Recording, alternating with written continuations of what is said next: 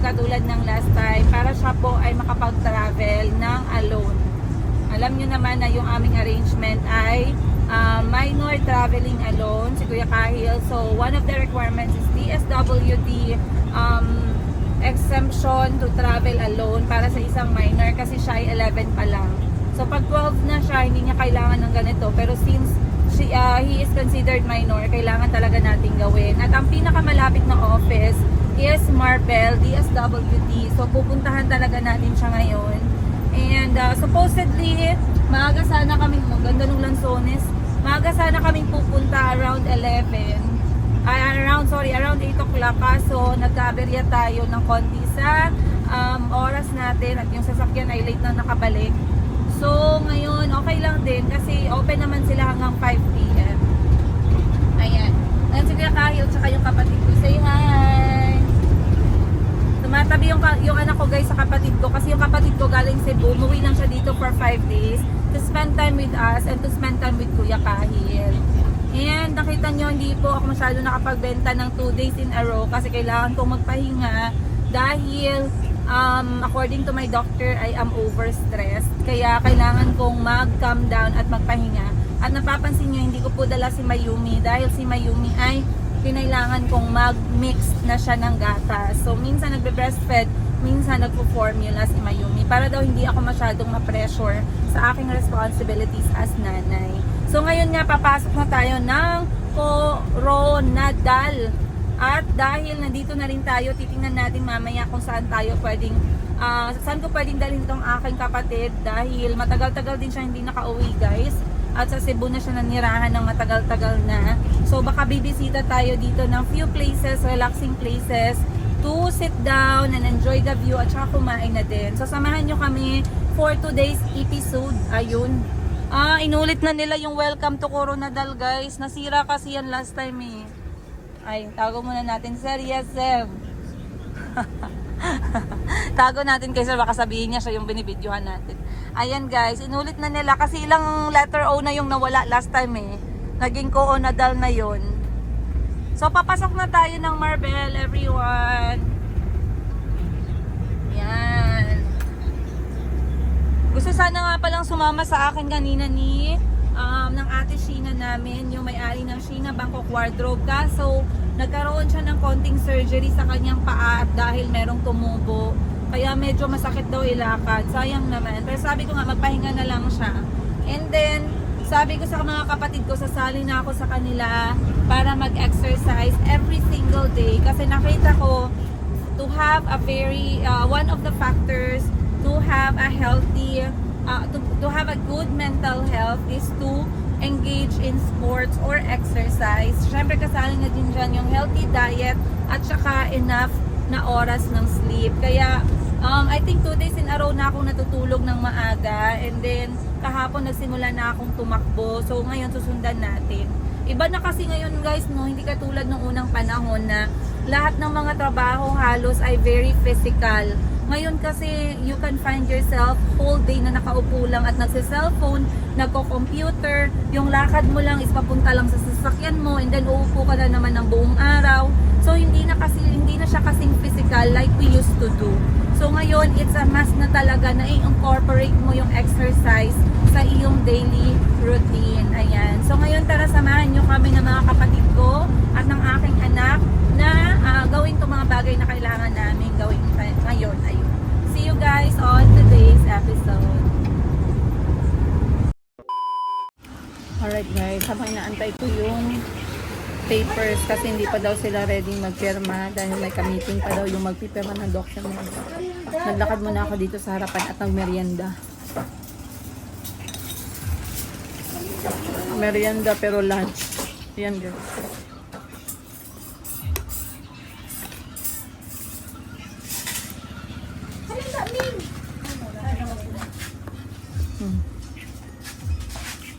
Si Kuya Kahil kasi sinama ng kapatid ko hindi pa nakabalik.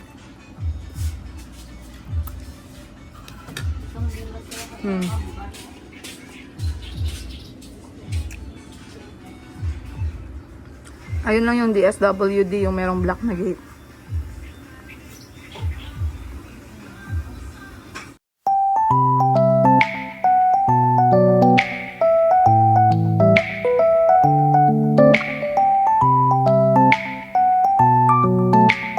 Kuya Kahil guys, bumalik na sila. Baka nagawa na nila yung kailangan gawin ng kapatid ko. Kasi mag-deposit daw siya ng cheque. Nag-aantay pa ako ng tawag ng DSWD. Okay na, nagawa ni mo ang kailangan. Hungry? Are you gonna eat your burger? Not burger. It's not. No. We got burgers for you. Ah, really? You want your burger? Yeah, you can eat from here. Yippee. You have drinks? You can I sit. see. You can sit here and eat.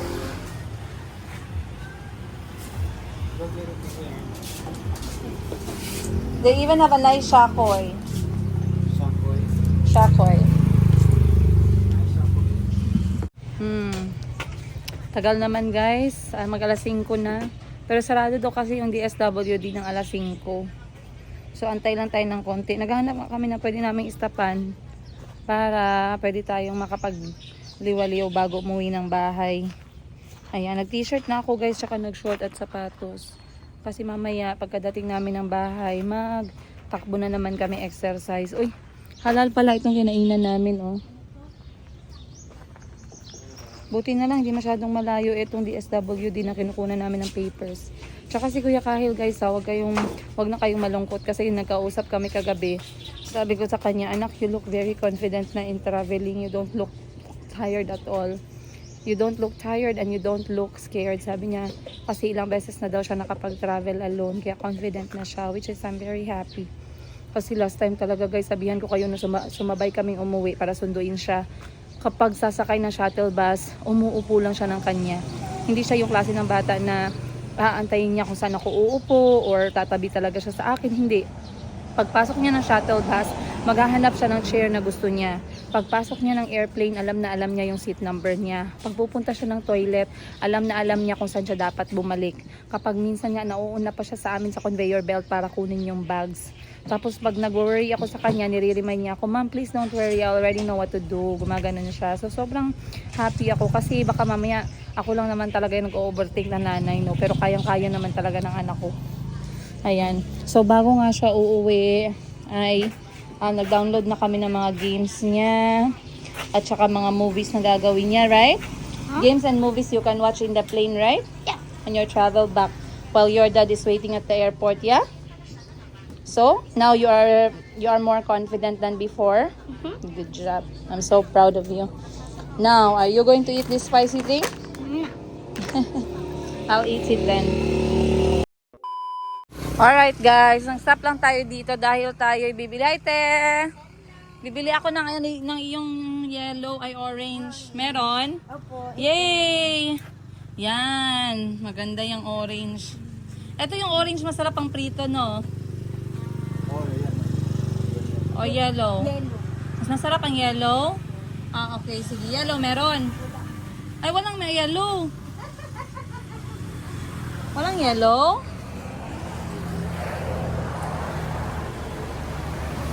Wala palang yellow.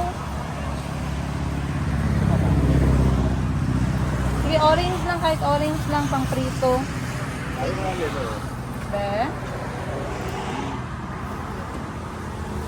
Orange na po.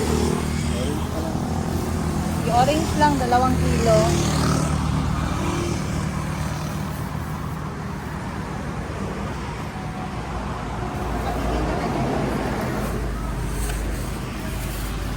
Yung walang amoy ha. Opo. Magkano per kilo, te? 3.5. Yung giprito namin na masarap ha. Yellow ba yun o orange?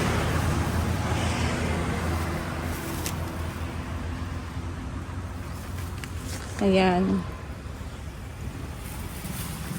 Saan kayo nagkuha ng durian ninyo, te?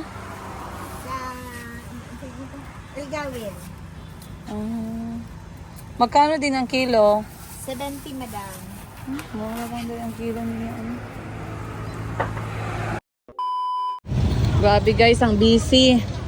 So hindi namin nakuha yung papeles dahil ang sabi ng assign, hindi pa daw siya ready magperma. So ihahatid na lang nila bukas sa Jensan. So ngayon, mamamalengke na lang tayo dito sa Polomolok. Since nandito na naman tayo sa Polomolok ngayon, let's go. Kasi nakakapagod na pag sa Jensen pa mamamalengke, no? Let's go, guys. O, sa labas pa lang, ang dami ng benta, oh. So, kasabay ko kanina. Oh. Magbilang kamatis lang. Magbilang kamatis. 20 lang. Carrots, kagahit ko ano yung isla. Babakan ka dyan, upo? Ha? Babakan ka, upo? Pagpila? 20. Eh, bagte. Gana? Eh, bagte. Ano ka pa na dalagbag, no?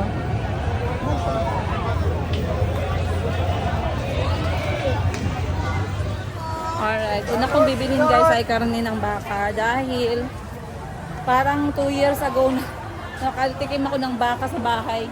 Gusto ni Auntie Christine magsabaw eh. So, bili tayo dito ng karne ng baka. Let's go. Alright, doon tayo sa may halal lang, guys. Nagbebenta sila dito ng karne ng baka kaso hindi kasi halal. Tabi-tabi sila ng baboy. So, dito tayo bumili sa loob. Iba talaga yung action pack dito sa palengke. Parang minsan na naaantok ka, nabubuhayan ka ng loob dahil sa dami ng tao. Sobrang busy. Ayan, guys, oh. Wow. Hanapin natin yung ano. Hanapin natin yung karning baka muna. Oh, look at yan. Grabe yung mga isda. Sobrang presko.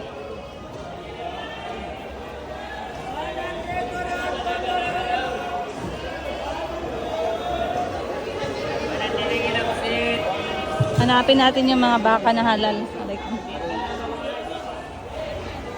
Actually, guys, mahirap maghanap ng halal na baka, pero pag meron talaga, sinasadya akong bilhan. Daming tao. Hindi tayo nakapag-microphone. Ay, ano daw parts? Pula na beans. Gusto ni Auntie ng pulang beans. Ilang beses na nagsabi sa amin si Auntie, bilhan daw siya ng pula na beans. Ito parts, oh. Ito na lang, ari, oh. Pangsabaw. 1 kilo, ito. Sige. Presko yan, ha? Yes po. Isa't kalahati. Oh, magkano? 480. Pakikat ako ba, kuya, pang soup? Pang sopas ba? Saan? 3 something?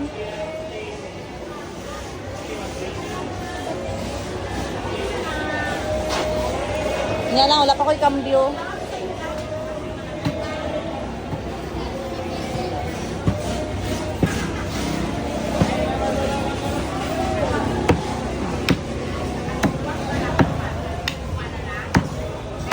May bone marrow. Padalan mo sana ako ng bone marrow, kuya. Meron ka pa? Bone marrow. Oo. Dalawa. Saan? Ano pa doon? Wala kayong buto lang na may bone marrow? Ha? Wala kayong buto lang na may bone marrow? Sa kaawan ng aw. Ay, ayun ma'am. Wala na ma'am.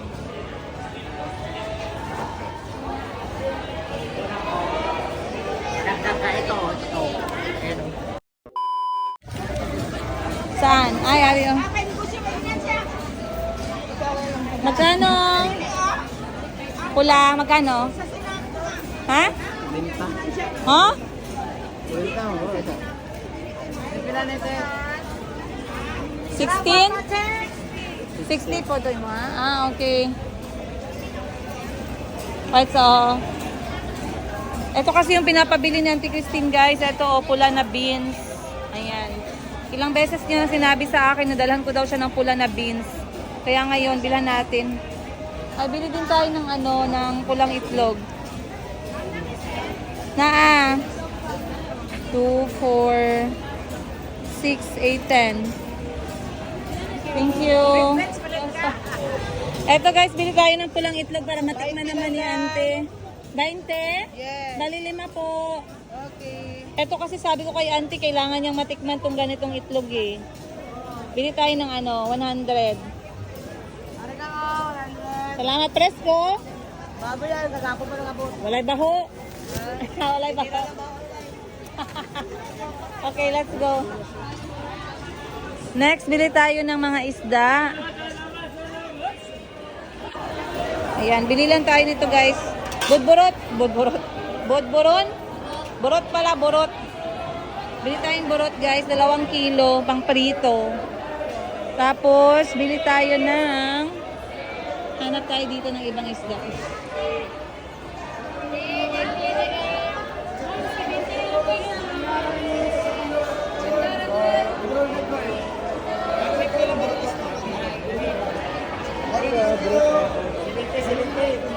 Ay, tilapia pala guys.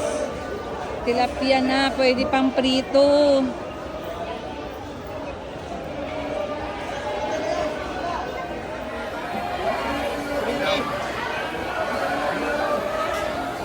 Grabe guys, never kong nabutan ang Pulumulok Market na ganito ka-busy, as in talaga. Sigawan, kaliwat kanan, ang daming tao. Kanina inaantok ako, nagising ako guys, sa dami ng tao talaga. At sa sobrang ingay. Pero in fairness, ang daming mga fresh na isda ngayon. Pero nagkaroon sila ng bagong rule. Bawal na daw hugasan lahat ng isda. Bawal na, hanggang sa tilapia. Ikaw na dapat maghugas.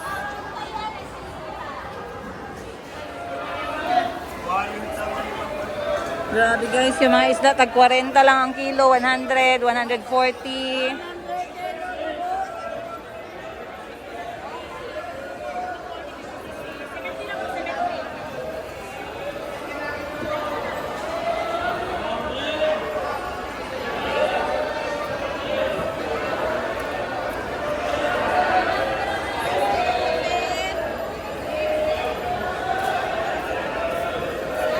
Grabe oh.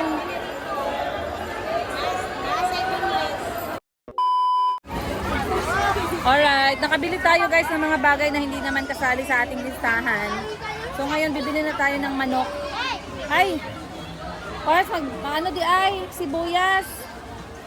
Sibuyas and bawang and luya. Ang palaya. Bili lang tayo konting gulay guys. Dito na lang malapit. Ha? Alright, so ang last nating bibilhin guys ay manok. Manok na buo. Dito na lang. Para maganda yung manok ni ate dito. Ay! Buo! Tapos ipatchop tagtila.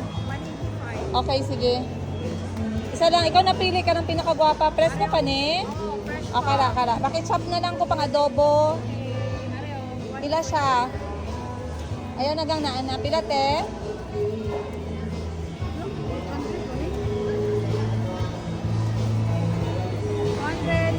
Okay, sige. Pa-chop na lang ko ha. Alright guys, nakauwi na kami ng bahay at so far so good naman. Ang dali lang ng process talaga basta magkuha ng exemption to travel from DSWD. So, normally, dapat ang tawag dyan permit to travel. Pero dahil si Kahil, iba yung case niya, ang tawag doon ay exemption to travel. So, basahin ko sa inyo guys yung mga ni-required sa amin. Just in case, yung case ninyo ay katulad sa case namin na minor traveling abroad alone. Normally po, hindi pinapayagan yung mga minor na mag-travel alone international. Okay, dapat meron po silang kasama na guardian. Pero in my case, hindi ko masamahan si Kuya Kahil at applicable po sa kanya to kasi meron siyang visa na valid from Thailand kung saan po siya nag-aaral.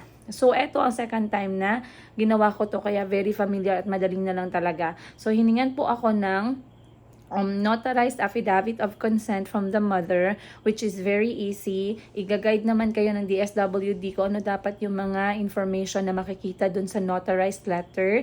Magpapanotaryo lang kayo, no? Ganun lang siya kadali. Magbabayad lang ng around 200 to 300 pesos para manotarize lang ng lawyer. Yun yung una. Ang ikalawa is ang photocopy of valid ID of mother with 3 specimen signatures. The third one is handwritten letter of support from the minor's father. In Kahil's case, nagsulat yung daddy niya ng letter with his details, Kahil's details, and it's stating na siya yung magsusuporta sa lahat ng gastusin ni Kuya Kahil pagdating sa Thailand. At saka pagbalik dito kapag nagbabakasyon. Next natin here, isang work permit copy ng tatay, which is meron din kami kasi valid yung tatay niya and legal teacher siya sa Thailand. Next is ang visa page ng minor, which is ang kanyang non-O or dependent visa under sa kanyang tatay. Madali na lang yan guys, kapag meron kayong visa, alam na yan ng mga, alam nyo na yan kapag meron kayong visa sa isang bansa, lalo na yung dependent visa. And lastly ay ang photocopy ng passport ni minor. Okay? Ay hala, hindi ko pala nasali doon ang birth certificate ni minor at ang marriage certificate of mother na PSA. Pero okay lang kasi may record na din naman kami doon last time. So yun lang yung hiningi, sinabit namin. So baka bukas, since kanina hindi available yung magpirma ng document. So tomorrow, since pupunta ng Jensen yung in charge, baka dito na lang namin kunin sa Jensen. So very successful yung lakad namin today. At yan na lang yung kulang namin para sa paglipad ni Kuya Kahil alone. Dahil nga, naku guys, ang bilis ng araw. Now it's already 22nd at baka naku, talaga po ay siya'y lilipad na talaga ngayong. Alright, Kahil, what are your preparation for your traveling alone that will make you not bored and have fun during your travels? Building. What are the things that you will carry with you, or what are the things you will prepare? So Small toys. What else? That will help you not be bored during the whole travel. Small toys. What And else? also can add to my collection on my shelf. And then maybe we could buy some books. How about the ones in your tablets too? The one you have prepared there. What did you do? All of those are YouTube videos. They have nothing to do with reading, so that your mind can be. Reading books. One book. What else?